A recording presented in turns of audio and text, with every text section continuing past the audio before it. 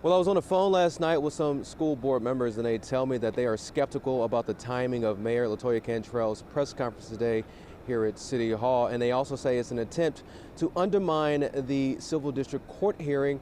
Yeah, I have another witness here, Boyd Austin, who is one of the residents at the Royal Sonesta, and he was one of the people who had to be evacuated this morning. Boyd, thank you so much for joining me. Thank you. Can you just describe what was going through your mind and kind of lay out everything that happened this morning that led to the evacuation?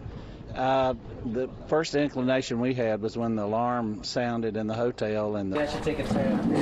This is Calvin and Becca here, and this is Calvin's father, I believe. Don't hurt yourself, sir. Right over here. I think that's very, very bad choice. I'm from California. Hopefully to bring someone back there to put out the forest fire. But there is too much to ask for. Yeah. Welcome to Louisiana, sir. Right. We want to pan over, and we have tons of firefighters as well as law enforcement agents here on the scene battling the fire here at this apartment complex. And let's focus in on that plume of smoke as well. People have been pleading for work to be done here in New Orleans East. We're on Downman Road right now, where you see some of that work has been completed. Downman Road has been fully repaved. The Kenner boat launch in the Lake Town area is typically patrolled by local police. But volunteer activist for Union Migrante, Rachel Tabor, now fears for people's safety in the area following an ICE raid where more than a dozen people were detained Friday. People are traumatized. Their loved ones who've been here working for years with no criminal record are now in ICE detention. ICE confirmed to WWL that 13 people are in custody. A spokesperson said one person in custody has a removal order issued by an immigration judge, and another was previously removed from the U.S. Saturday, Kenner Police Chief Keith Conley explained why his office collaborated with state police and federal agencies to launch the joint operation that was in effect for at least 2 months. We've always had complaints out there, nuisance crimes. It starts off small, everything from traffic to litter to loitering to loud music.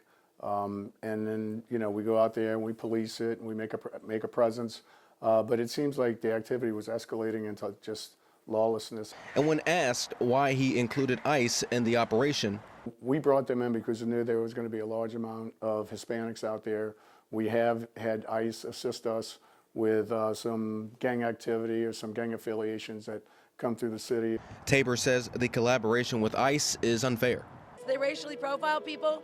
They're calling people criminals that have minor sound infractions. They're literally picking up anyone that looks Hispanic and turning them over to ICE. We asked a spokesperson from ICE if any of the people in custody were going through the legal process of obtaining a visa or permanent legal status.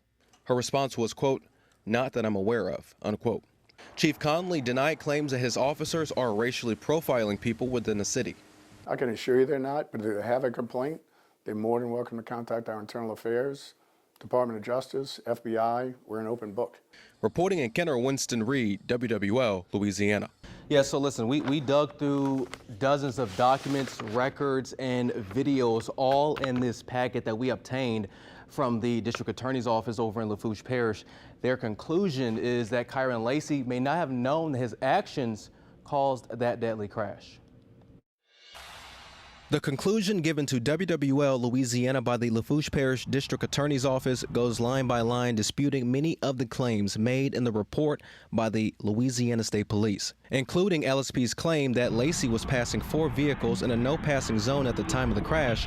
The DA's office says he was back in his lane 72 yards before the collision.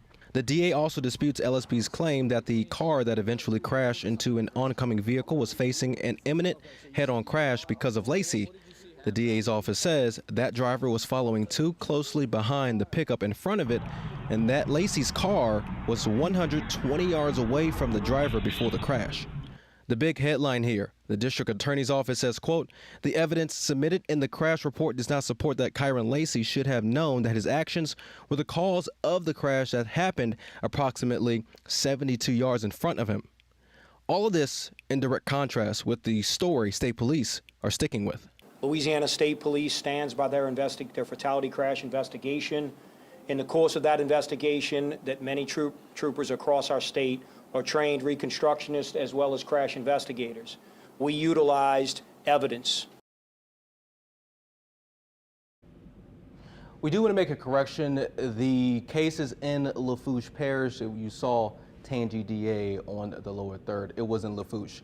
Now, we are also learning tonight that Lacey did call multiple lawyers after that crash on State Highway 20. Now, we do not know what was said during those conversations, but Louisiana State Police says he was the only driver who did not stay on scene. We got a lot of brand new information that we're still sifting through, and we'll be following up with this report in the days ahead. As the federal government shutdown continues, Christian Wagner, a SNAP recipient on the North Shore, will have to start adjusting his grocery budget. Fresh Market is a place I could reach by my wheelchair. As of November 1st, SNAP benefits from the U.S. Department of Agriculture are in limbo, forcing Louisianans like Wagner to rely on emergency SNAP assistance funded by the state. Pending SNAP benefit deposits, $37.75 available in November 3rd, 2025.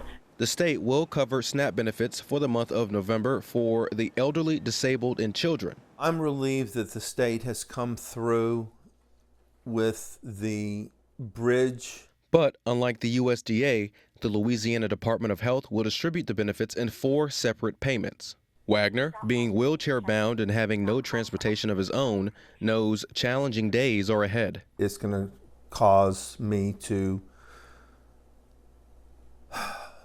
do with less or make more trips than what is normal, and definitely I'm tapping into my retirement. Congressman Troy Carter says the federal government shutdown should have never interfered with SNAP benefits. 2 judges ordered President Trump to immediately release those federal dollars so no one would encounter any disruption on their SNAP benefits. As far as I know, that should have happened immediately. On social media, House Majority Leader Steve Scalise thanked President Trump in response to the president, stating that 2 courts have issued conflicting opinions in regard to how his administration can begin covering SNAP benefits amid the federal government shutdown. In the meantime, Wagner will dip into his own reserves. My disability benefits just kicked in. It took years to get that approved and to receive a settlement, but that settlement will have to be used for food because you have to eat. Reporting on the North Shore, Winston Reed, WWL, Louisiana.